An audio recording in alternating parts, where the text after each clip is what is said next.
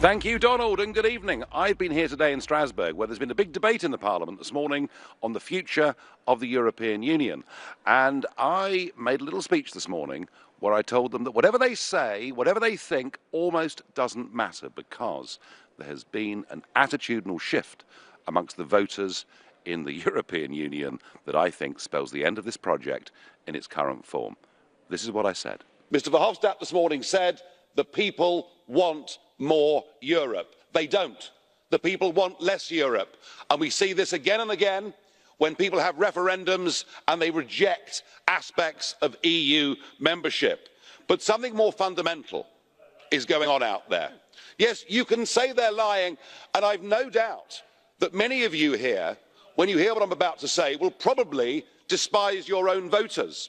Because just last week, Chatham House, the reputable group, published a massive survey from 10 European member states, and only 20% of people want immigration from Muslim countries to continue.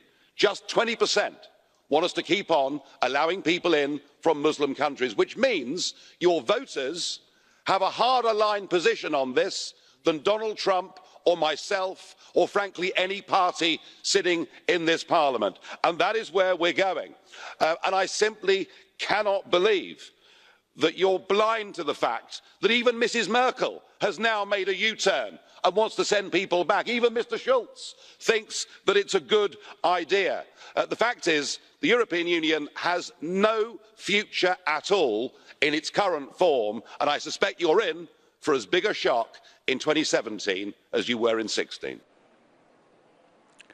Well, what can you say? It is a remarkable piece of polling. Chatham House, a very reputable group, in many ways a very establishment group, and they polled 10,000 people across 10 different European countries, big countries mostly, and they asked them a simple question: should all further migration from mainly Muslim countries be stopped? And the results were astonishing. In Poland, 71% said yes. In the United Kingdom, it was below 50%. In Spain, it was below 50%, but in Germany and the others, it was all consistently well above 50%.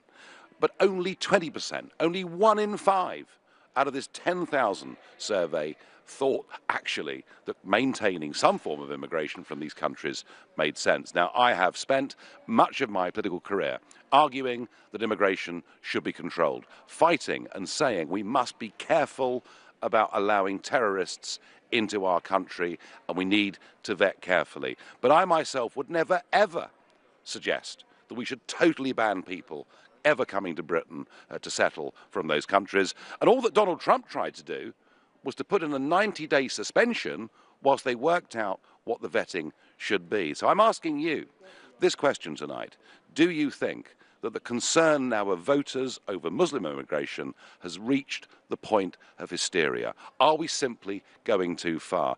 And I've been painted out as being this hardliner. I actually think that a total ban on anyone from these countries coming to the United Kingdom or France or elsewhere, frankly, is taking this too far and is likely, possibly, to even provoke more extremism. But please let me know what you think on this vexed issue.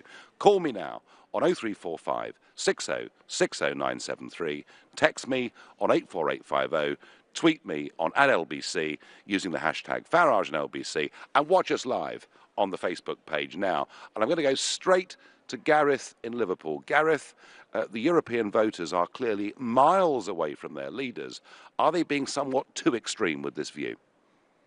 Absolutely not. Nigel, before I go on, can I just say great honour to talk to you, and I want to say a massive thank you for all the work that you've done. You've spent the last 17 years trying to talk yourself out of a job, essentially. I have. No, Gareth, I am the turkey that voted for Christmas. Don't worry about that. But back to this question. Right. Yeah, sorry, but no, I think people are starting to see through the political correctness. People scared to offend anyone, trying to keep it was never going to happen. It was going to reach a critical point where it all imploded, and I think we're starting to see that, where people are looking through the political correctness to stop you have this culture of being perpetually offended, and these completely permanently offended people, and we're saying, no, stop, something's got to happen. This is the case. Yes, it's going to upset some people, but the safety of people is relying on this happening. I don't think Trump went too far at all. I think he did exactly the right thing, and I think if some people within our own government had the guts that he's had to do this and stand up and say, yep, it's not going to please everyone, but it's absolutely necessary, I don't think we'd be in as bad a mess as we're in now. If you go and look, you can find online footage of what's happening in Paris, what's happening in Sweden. You know, Europe is in a mess. It's being underreported in the media for fear of people going, well, hang on a minute, something needs to be done. Gareth, tell me, do you feel less safe living in Liverpool than you did 5 years ago? 100%. I lose sleep about what's going to happen. I really do worry. Gareth, many thanks indeed for your call. I wonder what Danny in Epsom thinks. Danny, European citizens appear to be in complete revolt against their leaders, and in particular, I would suggest against Mrs. Merkel, who, of course, a couple of years ago said everybody's welcome and has now done a U-turn. But are we going too far, Danny, by saying we should ban everybody from these countries? I don't think we are. I think the bloke in the pub, the bloke that you talk to who lives next door, everyone behind the scenes, a bit like Brexit, is saying the same thing. You know, I think one particular group of people, one small percentage of the population have caused so many issues, not just terrorism and terrorism sympathies, but female genital mutilation, sham marriages, acid attacks, honour killings. You know, you really can go on. Just that one small group have done that. And we have to think about crimes now that my dad or my granddad's generation would never have had to have thought about. You know, and I think So, Danny, your point is not the fear of terrorism. That was what Gareth felt living in Liverpool. What you're saying is there's a lack of integration, yeah? Well, of course there is. Anyone with eyes can see that. I mean, I think that what Merkel done to the German population recently is nowhere near as bad as what Blair done to us. I think in their 13-year tenure, I saw the town and city that I grew up in change in front of my eyes. You know, I know full well that he allowed 5 or 6 million people from outside the EU. I mean, there was uncapped numbers. He didn't even cap new EU member states. And everyone I knew was just saying, have you seen where we live recently? Everyone was saying the same thing. And do you know what, Nigel? I think that if Blair hadn't have done that, we might not have seen the revolution in British politics we've just seen. Danny. I mean, Danny. Honestly, Brexit would not have happened if Blair hadn't opened the doors in the way that he did. I totally agree with that. But do you think that Islam is a real threat to our way of life? I do. And whilst we all know people that are Muslim and they're lovely, I just think, you know, when people were polled after Charlie Hebdo, you know, and 25% of the people that were polled had sympathies, and you know, you hear about these madrasas and these schools, and I mean, you see people all the time purposefully not assimilating, and I think most people, right, Nigel, it's not 1972. You know, no one's against immigration, right? I think what most people didn't want was this kind of mass uncontrolled immigration where everything you know and everything you loved and your culture was completely taken from you. And I think people are bitter. But Danny, they're the points that I've made. That was, I mean, the basis in many ways of much of my political campaign for UKIP and indeed in the referendum. But what this polling is saying is that in these 10 big EU states, a majority of people want zero immigration from Muslim countries. That's going a bit further, isn't it? It is, but I mean, I can understand why I think that, because I gave you a list of about 10 different issues that their particular community, their particular community are basically bringing with them. When you let millions of people from the developing world come and live in your country for a better life, they bring the developing world with them, and in turn, there is a detriment to your own life, to your modern life, and it's clear to anyone with eyes. I mean, the way that London's changed, it's now full of people not from London and what I would call new Londoners, this sort of lovies. And we saw it. Yeah, and one of the biggest contributing factors to Londoners moving out of London was mass uncontrolled immigration from 50s and 60s. It's just, if you think about, we've had 60 years of this. Of that, there's no doubt, Danny. Of that, there's no doubt. Listen, you've made your points beautifully, and I thank you for your call. On Facebook, Milton Brown says, the vetting process for my wife coming to the US from the Netherlands was very tough. Do you honestly think it would be any less tough for someone coming from a Muslim country? Well, Milton Brown, I'm arguing for tough vetting. I'm not sure total bans are the right approach. Mark Edwards says the problem is they don't want to integrate. Political correctness was a funny irritant at first. Now it's dangerous.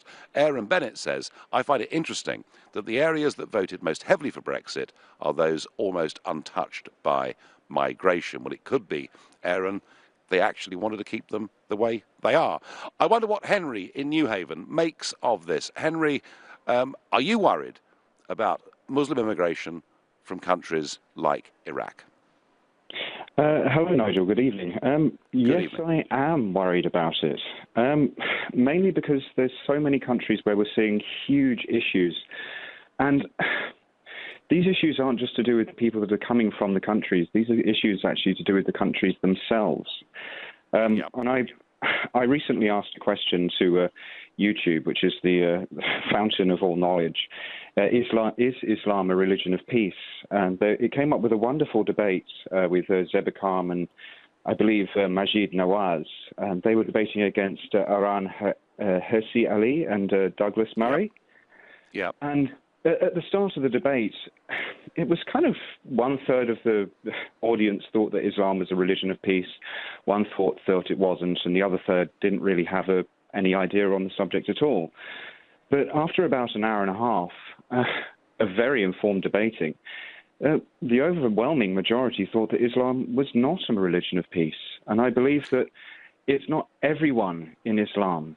Certainly it's a vast minority that are the issue, but it's a big enough minority to make it a problem for us with our vetting processes, and we certainly need to make them more stringent, stricter even.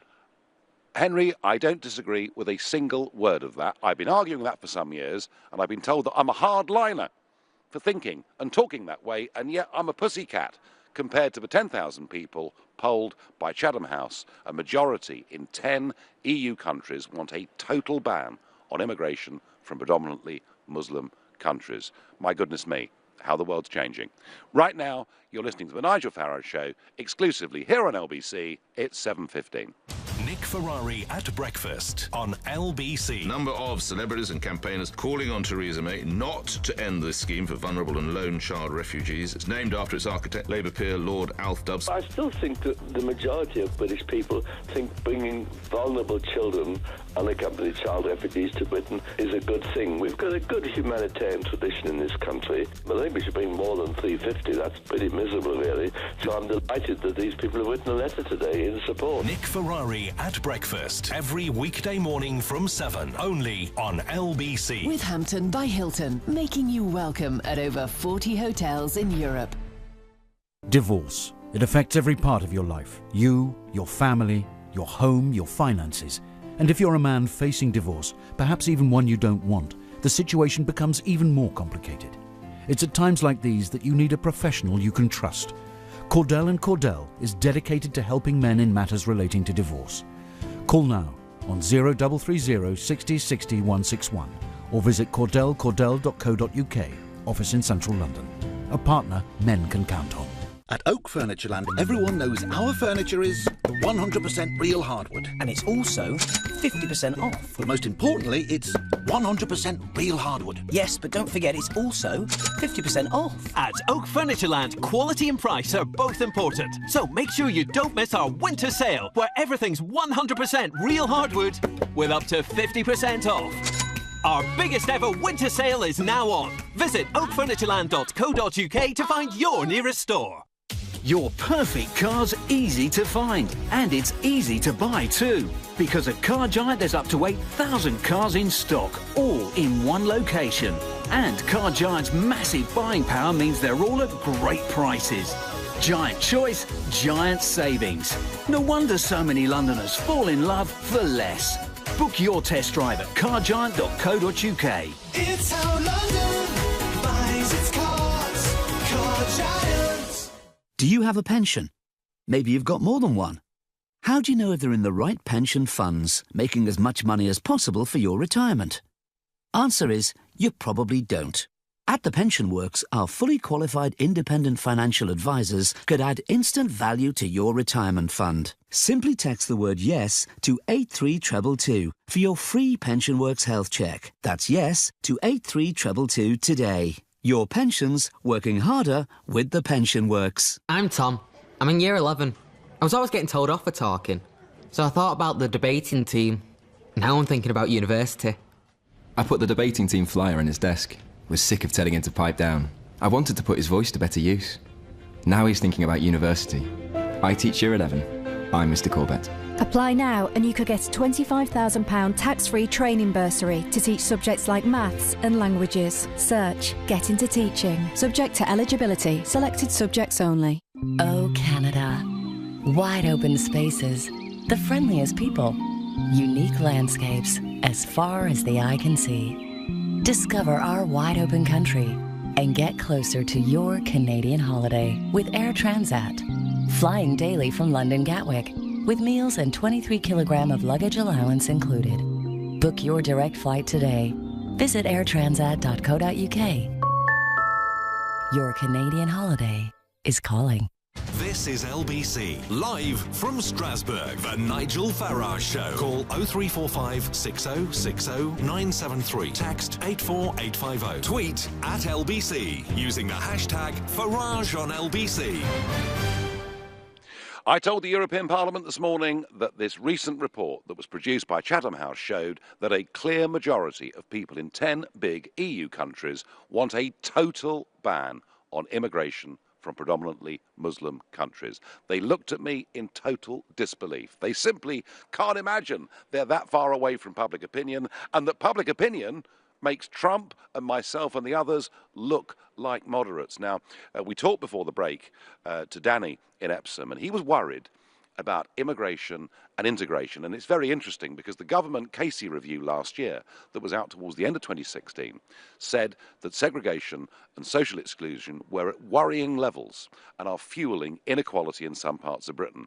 Women in some communities are denied even their basic rights as British residents, and her report highlighted the plight of women in some areas, and it was pointed out they're less likely to speak English and more likely to be kept at home. And I quote, "Misogyny and patriarchy has to come to an end," said Dame Louise Casey. Well, she also pointed out that many of our public institutions will not touch this issue for fear of being branded racist or Islamophobic.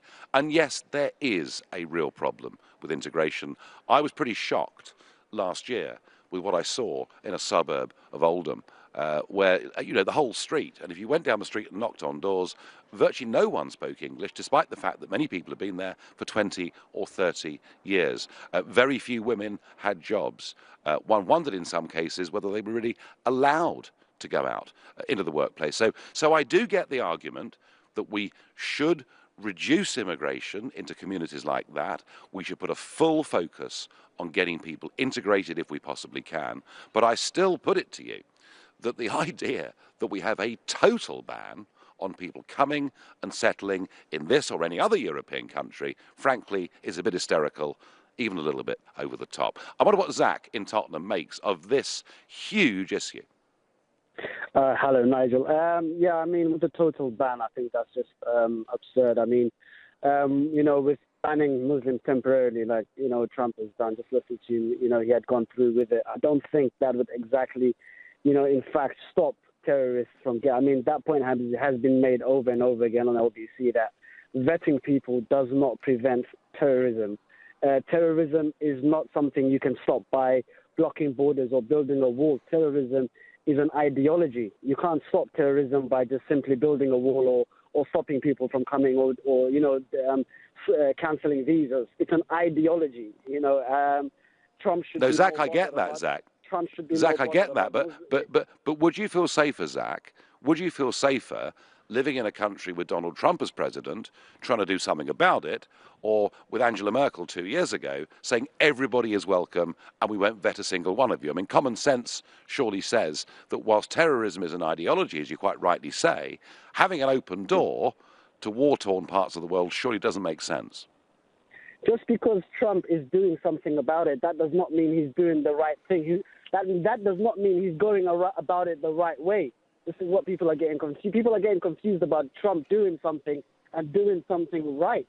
Just because he's doing something doesn't mean what he's doing is right. You don't ban countries, ban a whole country. You ban people who have actually been convicted of terrorism.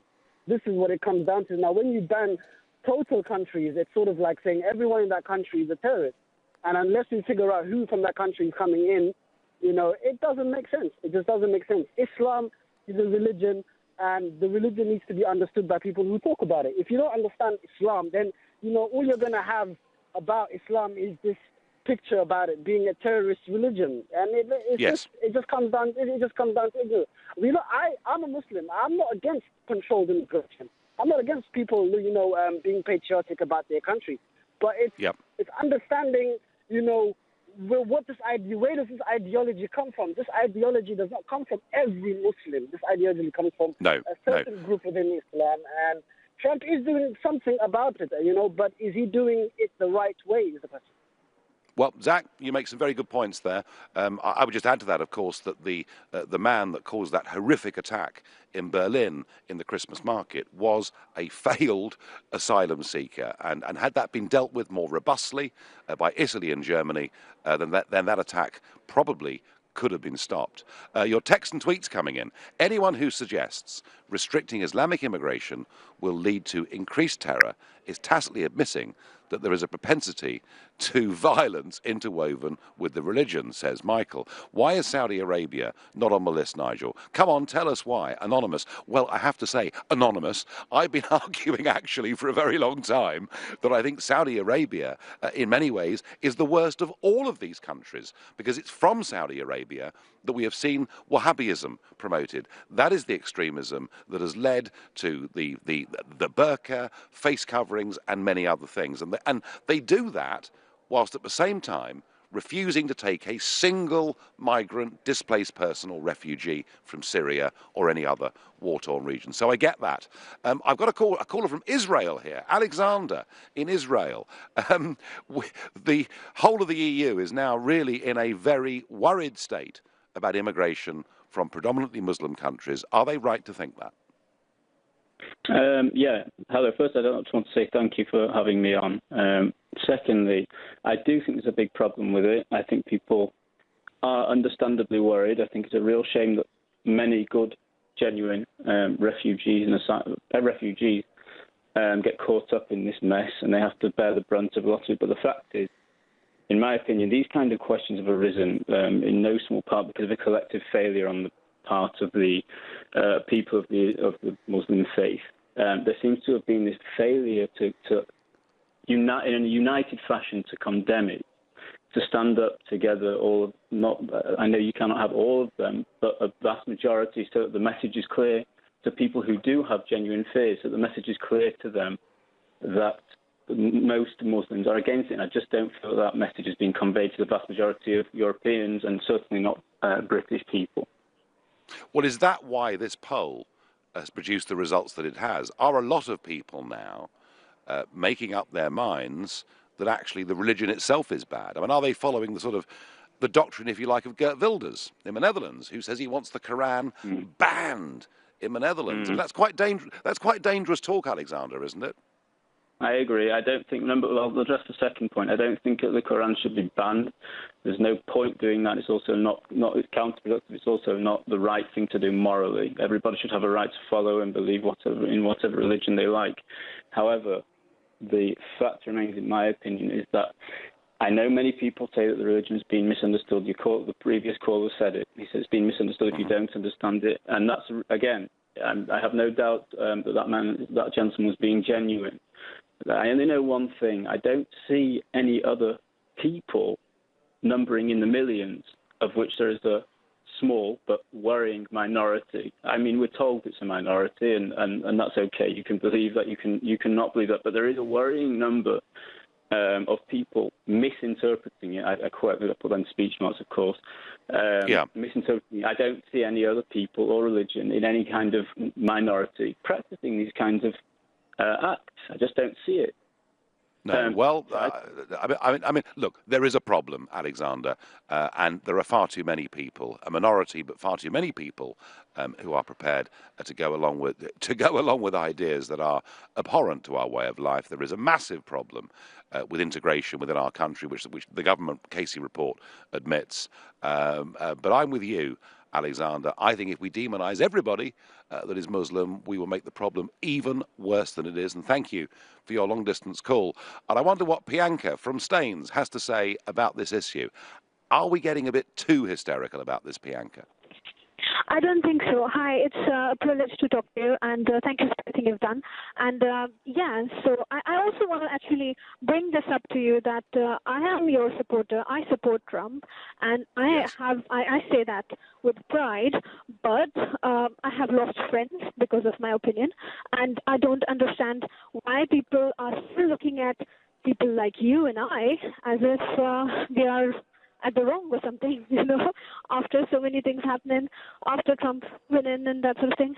But well, it's somewhat ironic, isn't it, that the European Parliament that I spoke to this morning, and you heard the clip at the top of the show, that European Parliament last month was screaming, what an appalling, disgusting, awful man this Trump is. He wants to suspend for 90 days people coming, but actually their own voters take a harder view line on this than Trump does. So they've got a real problem here. And I actually supported the pro-Trump, whatever it was, petition online. Okay, coming back to the question, I think I really want to bring this up and say that all the religions have had certain things which are not good and certain things which are good for humanity. For example, in Hinduism, there used to be things like sati system.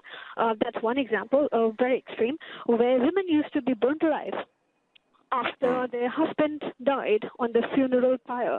So what happened when basically the British Raj came, that was abolished. Yeah? Now there's so many things, as in customs. Now this is written in Puranas, it's written there.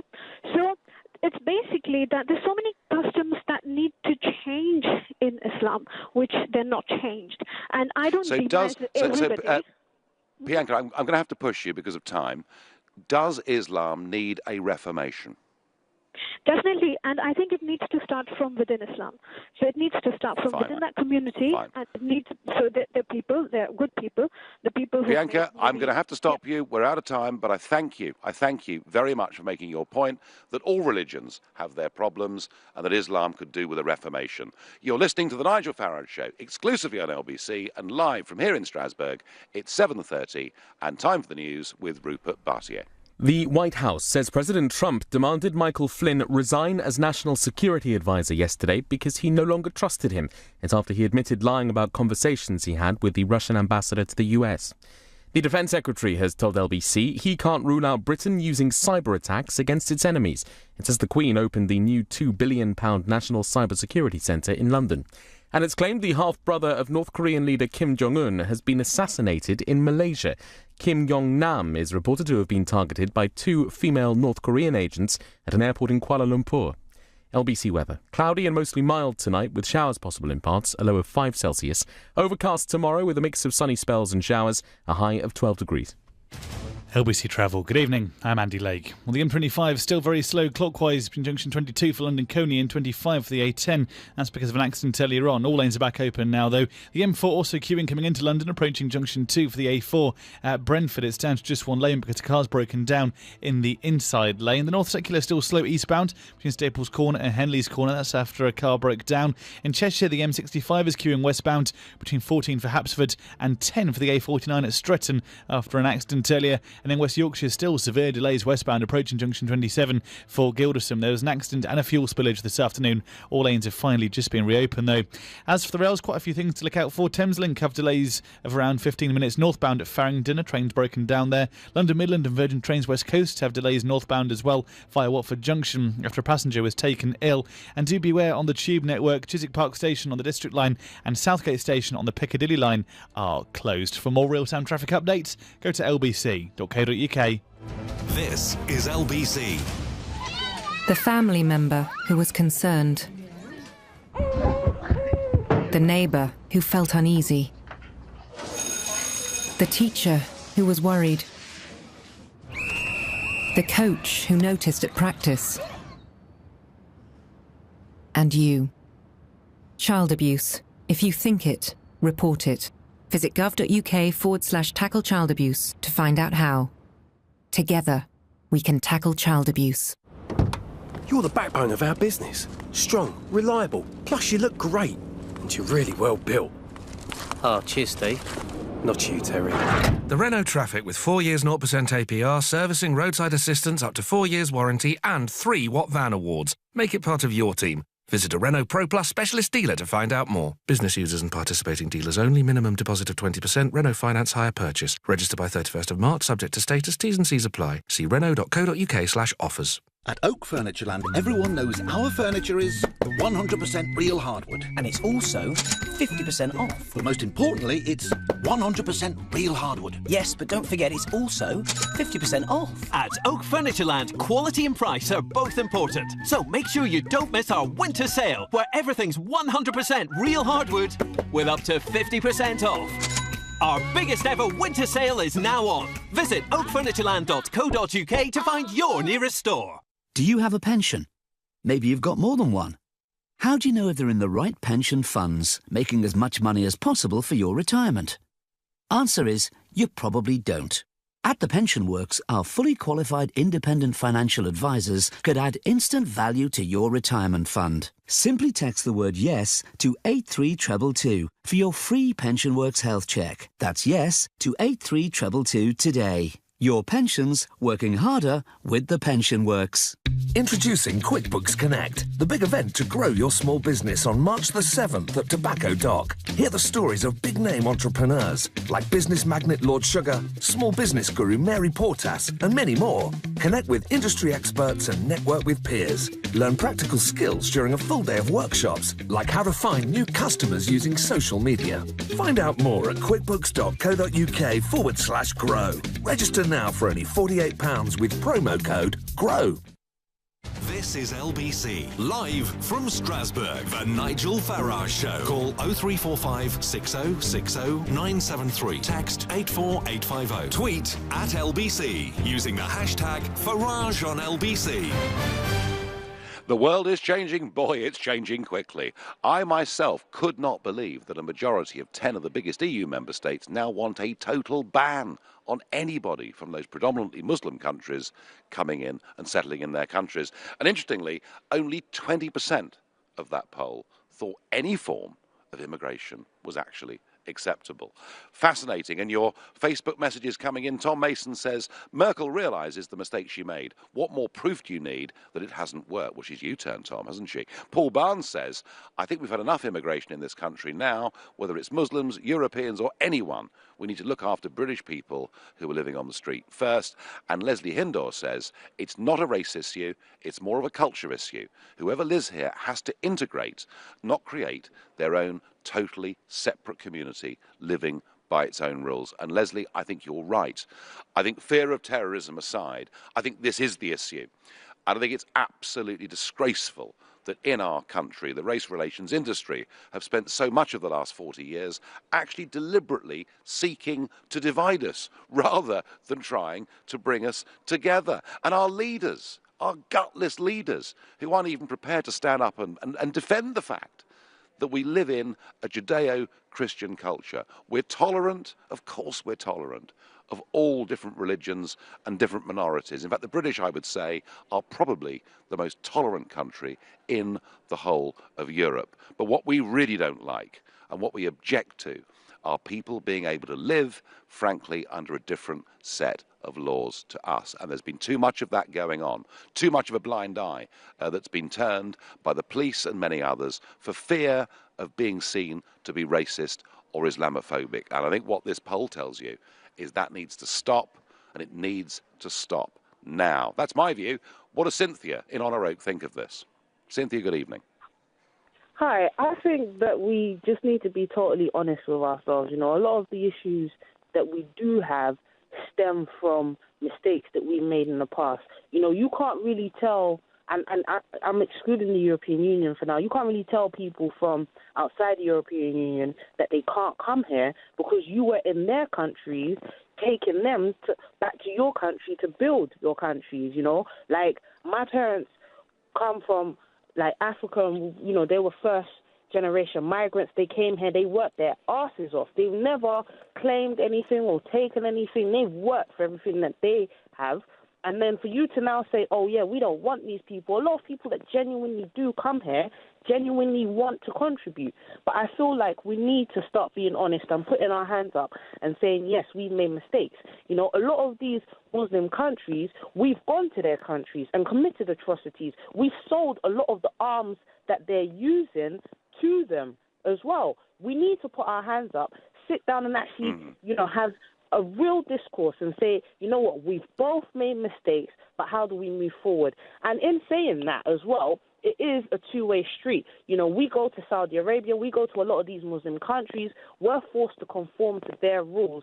It should be the same situation. You know, we get thrown in jail if we don't conform, and it should not that we should start throwing people in jail over here, but we should start forcing people to conform or to, as you say, to integrate and to learn English and to get involved. You know, it is a two-way street, and I feel like everyone has made mistakes. Mistakes have been made on every side, but we just need to start being honest. Cynthia, I think you've made your point extremely well, and I do agree with you. I think we have made mistakes, and I'm not talking about colonial guilt, you know, going back to the 19th century so much. We've made some recent mistakes. And I think what we did in Iraq and in Libya, I think we actually opened the door for ISIS. I think we opened the door for extremism. So I do agree with you that we do bear some guilt. But, you know, you made the point. Your parents came here and worked their backsides off and integrated and became part of the community and paid their taxes and obeyed the law. But what do you do, Cynthia? How do you, you know, when you go to that suburb of Oldham that I went to last year, where there appears to be, you know, house after house of people who don't speak English at all. I mean, can you force people to integrate? How do we do it? And even in saying that, that's not the people, like, who allowed them to buy those houses? That's got nothing to do with the people. You understand? Like, I mean, I would happily just have a street full of my friends, but I can't actually do that. But if that does end up happening, who has allowed that to happen? That then comes from central government.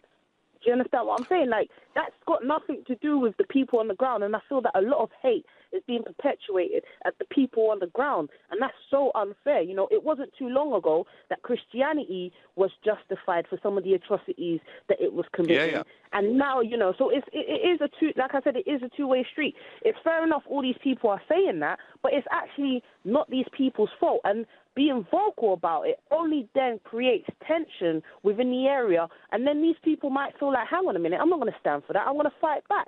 It wasn't their fault. It then comes from central government. So you need to now speak to central government. But even they know that their hands are tied because all this history then comes into effect, because if they make a wrong move, they will be accused of racism. If they don't do enough, then they're accused of not doing enough. And I think we really just need to actually put as many heads as we can together and come up with a solution that is beneficial to everybody without pointing fingers. We've got a lot to do, Cynthia, and thank you. Your texts and tweets, Nigel, most of this Muslim immigration is happening through the asylum loophole. Until that is closed, we will continue to have this problem. Anton, I get one here. Farage, it starts, which gives you a clue, doesn't it? You now purport to be concerned about women and patriarchy, yet you dismiss Trump's misogyny as just locker room talk. You're a total fraud, rabble-rouser and slimy opportunist, says Joe. Well, thank you. Nigel, would Germany, France or the UK be better places to live if they were Muslim-free? John from Romford. Well, John, The answer to that is that there are a lot of Muslim people living in Britain, integrated, working, paying taxes, obeying the law. And my concern with this opinion poll, my concern with the speed at which people are making their minds up on this issue, my concern is that we could finish up demonising good people, and that is my concern. But I wonder, back to your calls, Paul in Liverpool, is a total ban of people coming from predominantly Muslim countries just a little bit over the top, Paul? Well, I went to a mosque in Liverpool. People have been talking about trying to understand Islam, to try and get a grasp of what Islam's all about. And the imam, who was standing in front of the congregation, he said, Allah has given us this country, and every knee will bow at the name of Allah. Islam is a takeover movement. It already believes that Allah has given them this country. They're just taking over. We will have one choice, either convert or go. We will be pushed aside. Now, why are we allowing this to happen? This is colonization. This is takeover. Why have our elite allowed this over the generations? The Muslim population has exploded in this country. In 1971, there was just 70,000 Muslims. Nobody knows how many there are now. There may be as many as 7 million. We know there are 2,000 mosques in Britain now. When the Queen came on the throne, there was only one. Islam is exploding in this country. Its demography is increasing dramatically, and we're under serious threat. And people have got to wake up to this problem. We've got to do something about it. Do we let Islam simply take over? No. We have to stop immigration, yes, but their birth rate is exploding as well. They're filling up the maternity hospitals. We're going to reach the point where we're going to have to say to the Muslims, it's time to go home. Go back to the Dar al-Islam. You don't belong in the West. You've nothing to contribute here. Those who have integrated can stay, but if you want to remain in your way of life, which is anathema to the West and is totally against our culture, you must go. That's where we really should stand. Paul, it's strong stuff. I don't know what the Muslim population is. The last estimate I saw was something just over 3 million. What is true is that it's increased by 75% over the course of the last 10 years. So that is absolutely true.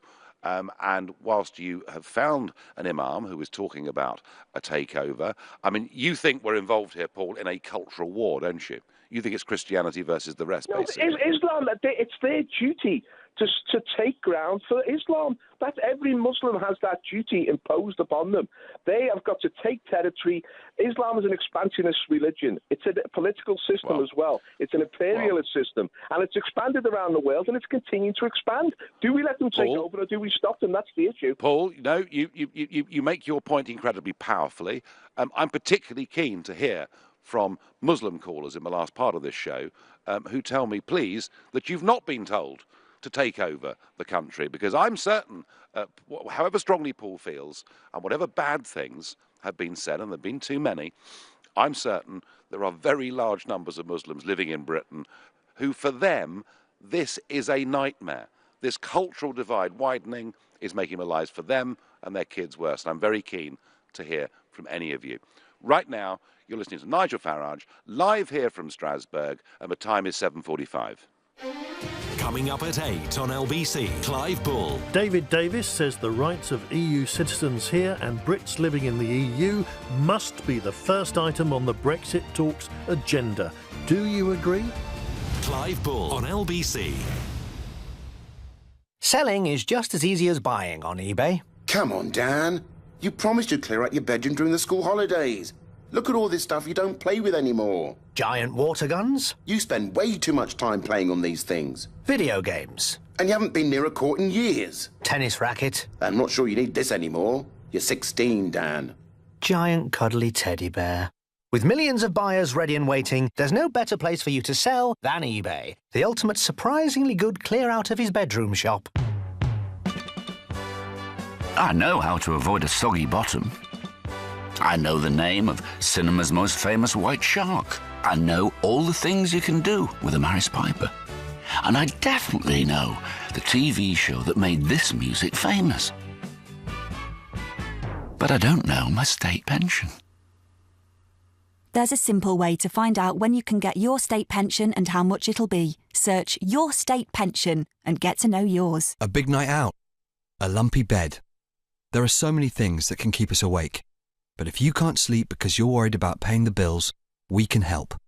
Capitalise provides free, impartial and confidential face-to-face support to help people in trouble manage their debt.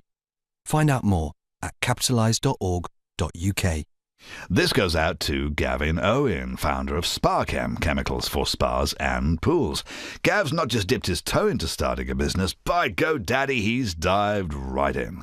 At first he was a small fish in an even smaller pond, but GoDaddy's email marketing tool really opened the floodgates. Now things are going swimmingly. He's my man, the merman. The spot's for you, G. Go SpaChem, GoDaddy. Taking your business online.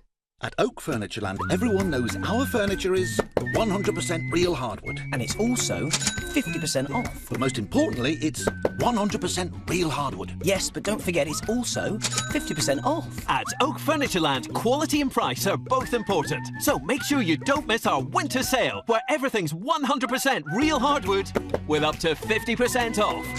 Our biggest ever winter sale is now on. Visit oakfurnitureland.co.uk to find your nearest store. I was kind of restricted in what I could eat. I had loads of discomfort. It really got to a point where I needed to have my teeth restored. If it's time for dental implants, talk to Darwood and Tanner. Their pioneering treatments have helped many patients who thought having permanent teeth again would be impossible. Having all of my teeth restored just gives you the confidence and the feeling of when I was younger, having fixed teeth. Visit whenyousmile.com. The Nigel Farage Show, live from Strasbourg, only on LBC.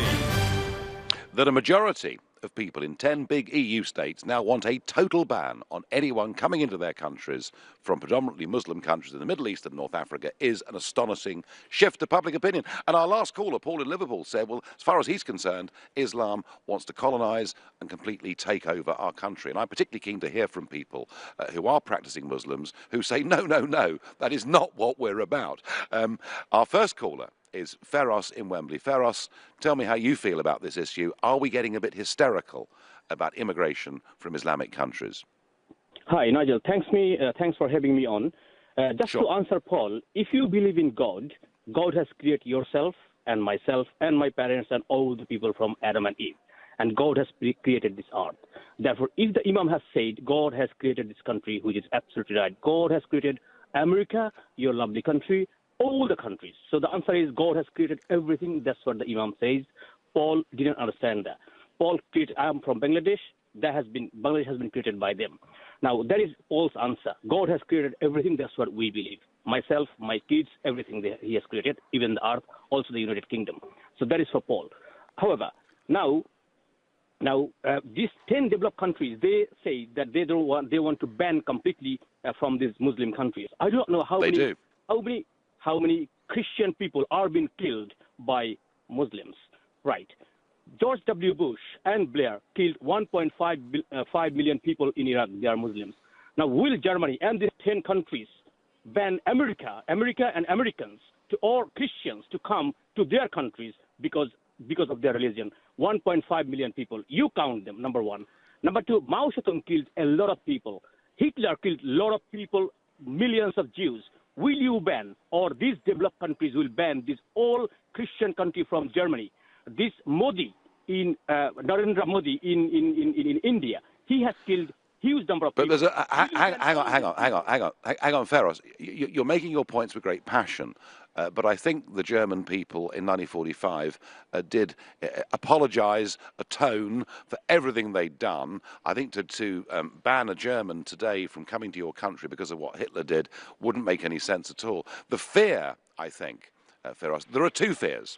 The first is that if you have an open door to some of these countries, bad people will come in. And ISIS themselves have said they will use those routes to send their people in. But the second problem is one of integration. And why is it that there are too many areas of our country where Muslims are not integrated in society? How do we solve that problem? If we solve that problem, then I suspect people's view will change.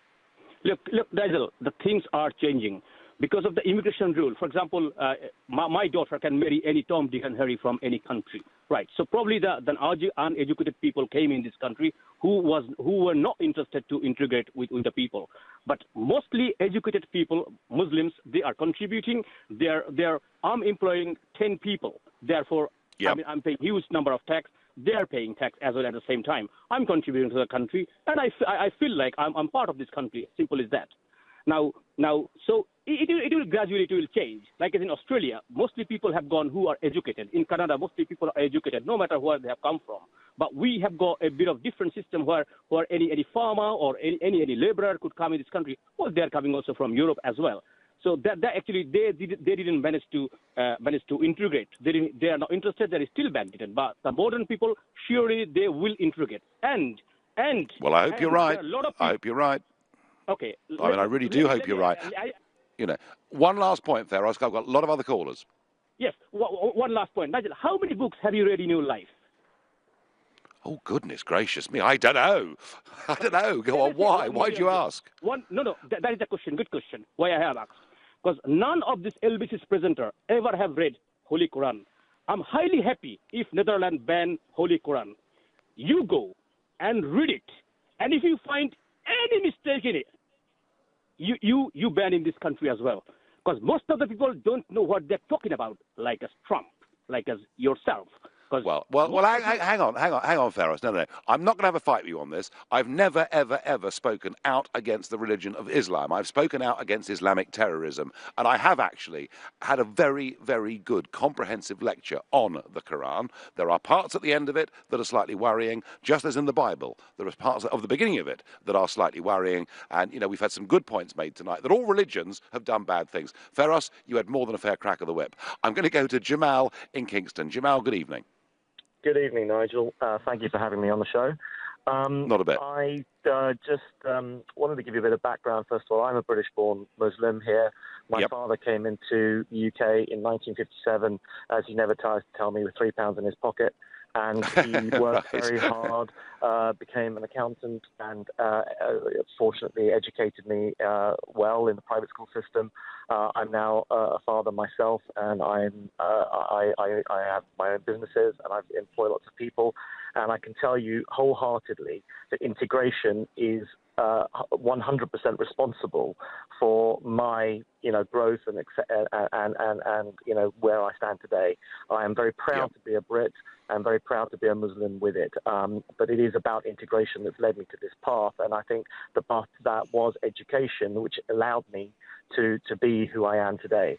That's the background. I will say, in terms of where I stand on this issue, I think that I'm going to be a little controversial now. I don't mean to be combative, but I think you, in your campaign at the time when you were I'm very pro-Europe. I voted to stay in Europe.